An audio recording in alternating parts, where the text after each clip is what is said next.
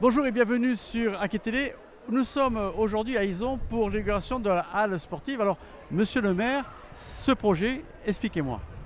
Bon, écoutez, on aurait aimé faire un gymnase, on n'avait pas les moyens de le faire. On voulait un équipement sportif ambitieux, avec une signature particulière qui soit ouvert 365 jours dans l'année au public de manière totalement accessible, tout particulièrement aux jeunes et aux associations sportives. Et à moyens constants, regard des moyens disons, la halle sportive, c'est une idée qui a émergé.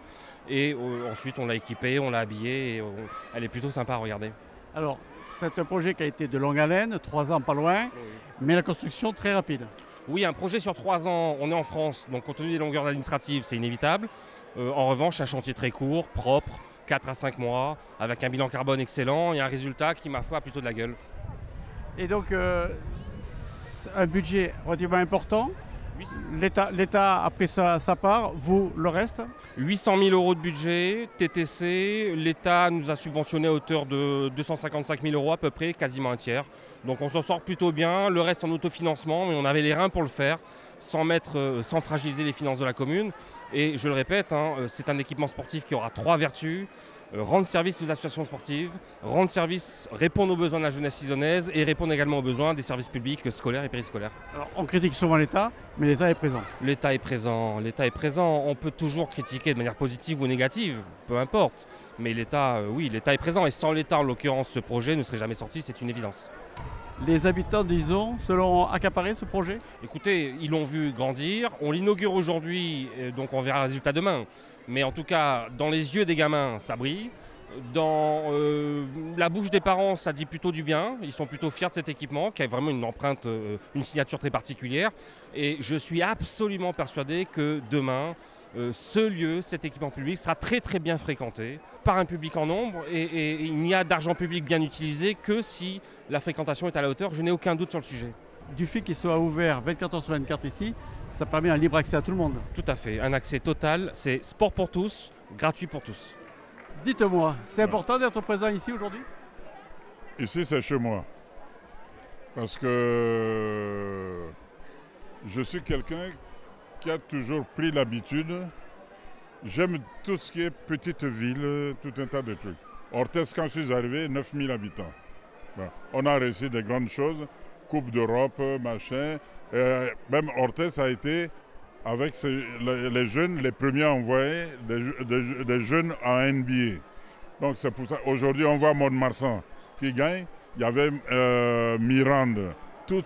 Et ça c'est important. C'est pour ça, c'est dans ces, je n'aime pas le mot petite commune. Dans ces communes, il y a la vie, il y a la jeunesse. Et cette jeunesse, il faut qu'on la protège à travers le sport, des réalisations comme ça, pour leur apporter tout ce qu'il faut. Parce que la ville, c'est bien gentil, la métropole devient dangereuse.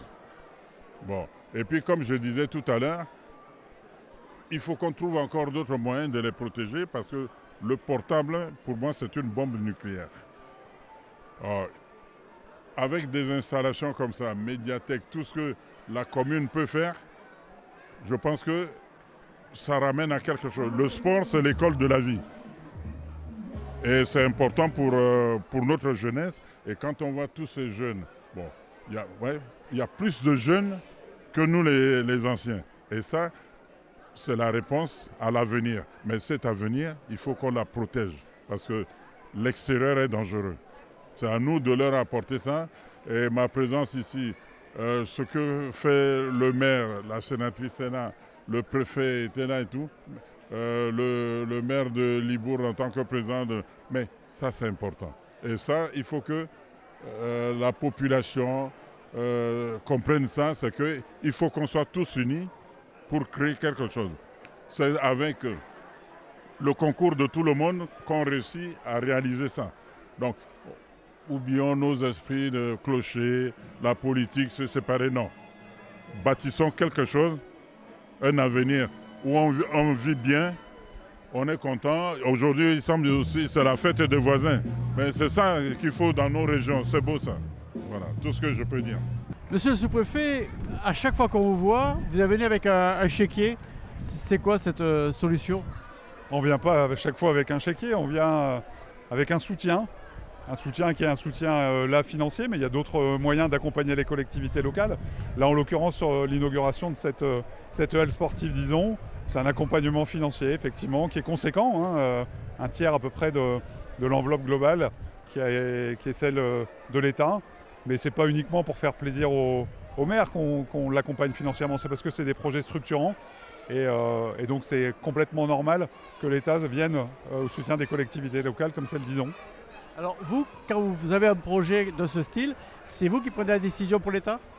Alors c'est nous qui l'examinons en lien avec les élus. On fait un examen de dossier pour voir si il remplit et s'il répond aux priorités du gouvernement, si on se retrouve sur des projets qui sont des projets qui ont un sens pour le territoire. Et puis ensuite, c'est des propositions que je fais moi au préfet qui les valide ou ne les valide pas en me disant si ça remplit ou pas les conditions. Là, en l'occurrence, il n'y avait pas de sujet. On est sur un équipement sportif après les Jeux Olympiques. Quoi de plus beau que d'inaugurer des terrains comme celui-là, vis-à-vis de la jeunesse aussi, sur un territoire rural. Donc tous les critères étaient remplis pour qu'on puisse venir accompagner la commune d'Ison. Ce sont des bons moments pour vous? Ah, c'est des très très bons moments, mais on vit que des bons moments quand on est sous-préfet. Il y a des moments qui sont plus difficiles que d'autres, mais on a un rôle autour de l'intérêt public et le fait d'accompagner une collectivité, le fait de faire en sorte qu'un équipement comme celui-là sorte de terre, qu'on puisse avoir des jeunes qui demain le fréquenteront et feront du sport, ça ne peut être qu'un bon moment et je suis ravi d'être ici. Monsieur Brel, ça a été compliqué de faire ce chantier? Compliqué. Alors nous on est spécialisé dans les bâtiments sportifs, donc on a l'habitude de faire ça. Mais c'est vrai que ce qui était intéressant là ici, c'était l'intervention avec la mairie, le travail avec la mairie et surtout le choix, et c'est surtout aussi une volonté du maire de proposer un peu plus qu'un espace sportif, d'intégrer via la DRAC aussi, hein, puisque la DRAC, dans le cadre du 1% artistique, a participé à la sélection de l'artiste. Et ça, c'était vraiment intéressant à mettre en œuvre, ce qui n'est pas forcément courant. Et en tout cas, la mairie nous a suivis et c'est vraiment quelque chose qui au final, est assez intéressant, on trouve, parce qu'il y a autre chose plus que l'architecture.